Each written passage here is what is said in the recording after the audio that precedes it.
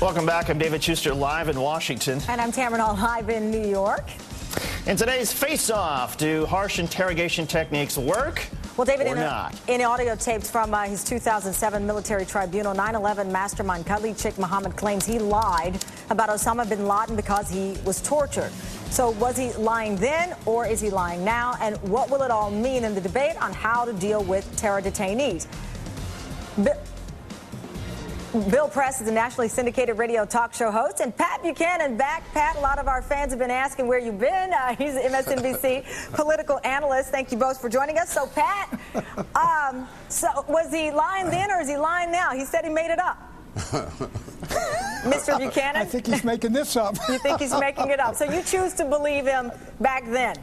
Well, I think this. I think it's been said that he gave away some information before the waterboarding and he gave it afterwards. I really don't know. My guess is that waterboarding probably worked. They continued it for a long time. But this is really an argument for releasing some of those memos and letting folks find out.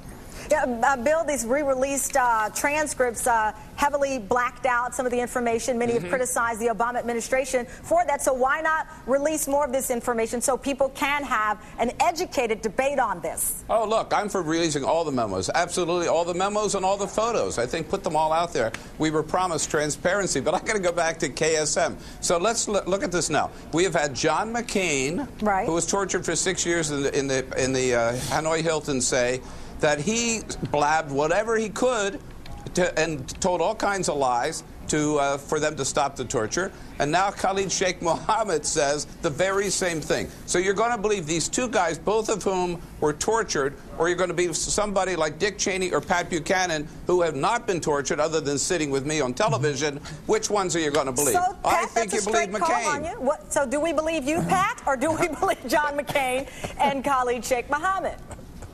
Well, if you'd had to sit next to Bill Press for all those years, you would understand what torture really was. But no, my guess is, look, there's no doubt the Israelis have used torture. The French did in the Battle of Algiers. Frankly, they won the initial Battle of Algiers by what they got by torture.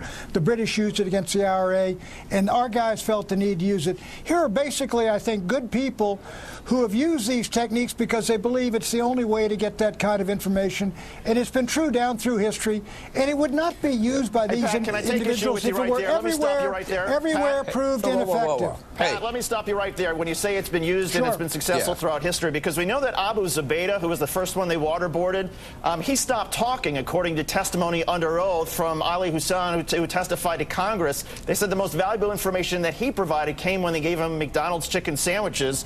And then the second guy, Al-Masri, when they waterboarded him, he provided false information. So that's the first two, and now here we are with Khalid Sheikh Mohammed learning for the first time that maybe he also coughed up false information. So I'm not sure it's fair to say that it always works. Yeah.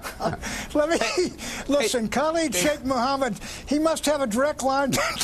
He knew David Schuster would pick up on this subject. Look, David, this is, I mean, there's no doubt that, look, torture, there's no doubt some people will lie under it, some people will break under it. I mean, that is human nature. It is simple common sense. The question is the morality of a decent people using these kind of tactics in an extreme situation. It's a very important moral argument, but there's no doubt that in many cases torture works, and in some cases it doesn't work. Hey, David, let's get back to the essentials, and Pat just touched on it. It is an immoral act. It is an illegal act. We should not be doing this. We are better than this, and I think it's time that all these people who are endorsing torture and promoting it, let them come up with one piece of evidence. I don't care if it's Dick Cheney or Pat Buchanan, one piece of evidence that we got, valuable evidence, under torture. They have not given us one iota of information. Let's move on to topic two. Here's topic two. Well, Pat, I'll give you the first one on topic two.